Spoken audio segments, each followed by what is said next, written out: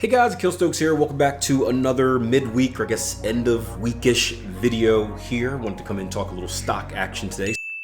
So on Alcoa, but just to give you kind of a background, it's been a pretty busy week on the fundamental side. We've had Jerome Powell, the U.S. Fed chair, testify for the last 2 days. We had core CPI and unemployment claims come out today. And long story short, despite me saying that I don't think there's going to be any rate cuts this year, the market is starting to believe that we're more likely to have 2 versus 1 versus 0 as our Fed chair comes out with a much more dovish tone, as the numbers suggest so as well. And kind of the market is banking in, I think last week was like a 60% chance of 2 rate cuts. Now it's up to 70%, and I'm sure that number will increase tomorrow as well.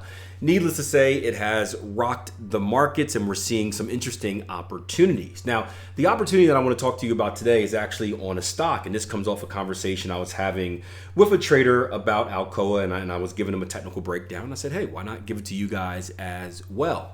Now, just some brief information. If you're not familiar with Alcoa, you can go ahead and Google search it, but it is an aluminum company close to me, in the same state of me, of Pittsburgh.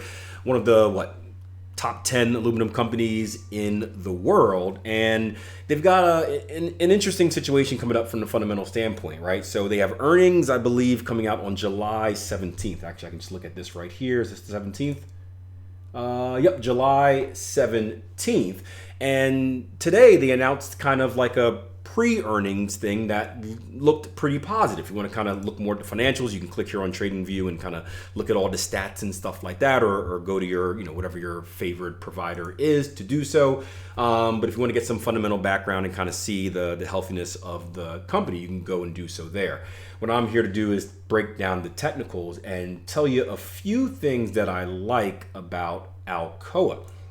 Now, one, we've been in a bullish move since November 23, and we've cleared some pretty significant levels. We haven't cleared the next major consolidation level, which is up here a little bit higher, but we've taken out some pretty important highs. We've taken out these right here, these right here, these right here, and these right here. And we have an interesting situation setting up on the chart. Now, I don't know where to start because there's a few things that stand out to me. So I guess I'll start off with the fun one, right? So I used to use this in day trading a lot, and it was called the Fibonacci inversion trade. And basically, it was a setup in the market. Now, I didn't use it on swing trading, so full disclosure there, or higher time frame trading, but it did work on the lower time frames. It was essentially a situation where the market tricked you into thinking it was reversing, only to continue a trend. And there's a whole bunch of manipulation in the background of that. But pretty much what it looked like was this, right? We would do our series of new structure highs, outside returns, and then we do a new structure high here like this, give an outside return, we push higher. You can see this one doesn't actually break and close above, which is an even more positive thing. And then we would retrace deep. And this retracement deeper, right? I'm due for my second cup of coffee today, would essentially trick traders into screaming bearish, bearish, bearish, bearish, bearish. But in a sense, we never broke the integrity of the trend because we know that the outside return is right here. If you're not familiar with kind of how I teach price action, in order for a trend to be violated, we need to violate, meaning break and close below the outside return. So visually, it looks like, oh my gosh, we broke this level up here, which would mean we are bearish. But technically speaking, we haven't actually done that. And then what I would do here is I would take a Fibonacci extension, and I would invert it from the swing high right here to the inside swing low right there. And we would look for that 1618 retracement. And then ideally that would line up with a 618 retracement from the last swing as well. So Fibonacci retracement from this swing low right here to our swing high. And that would give us a nice little zone. Now again, I never used this on the higher time frames, but it worked extremely well for trend continuation opportunities as a day trader. So that's one thing, that's the fun thing. And of course we can look left. Structure leaves clues. It's right at our magical big old structure shelf, which is, if you're new to my trading style, structure is everything. I love it. I can't live without it.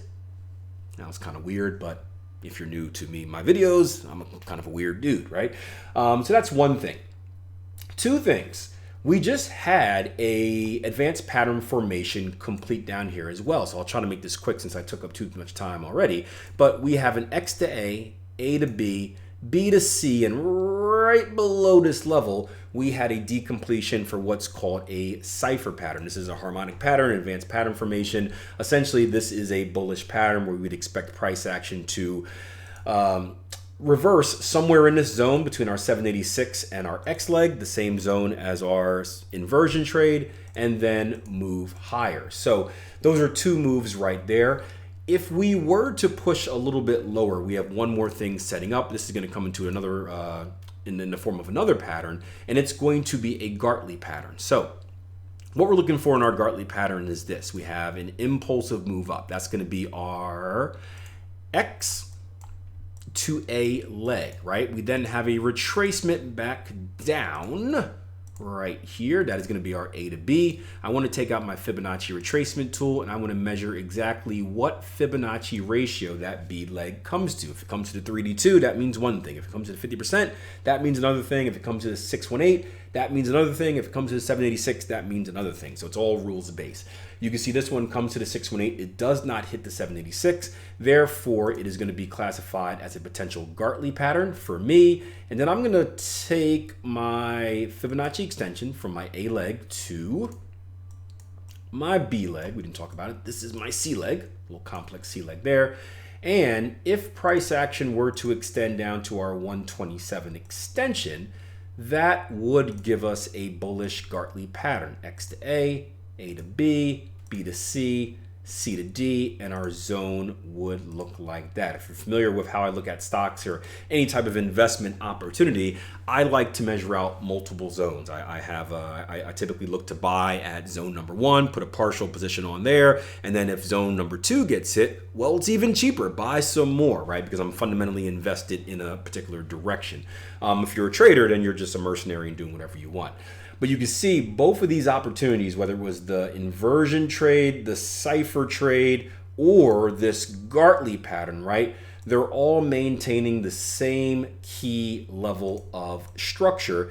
And this, right, for the person on the tier 1 chat that gave me the question about kill zones, this is our previous kill zone because it is the range between our most recent, or our previous, I should say, new structure high, horrible drawing, I'm sorry, and our outside return. And as a trend continuation trader, this is where we're looking for price to go in order to buy. So once again, from the investment standpoint, you got to do your own research. This is not investment advice, all that legal stuff.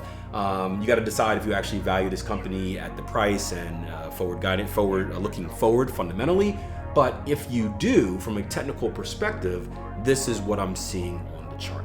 I wanna be the best in the game, invest in my name, check no restraints, I'm obsessed with the pain, I ingest, I retain, assess and I change, possessed by the thought I'll be free one day from society's restraints, money, clout and fame, mud, disease, a plague, we all love to hate, have to play the game, have to make a name, all our insecurities are on display.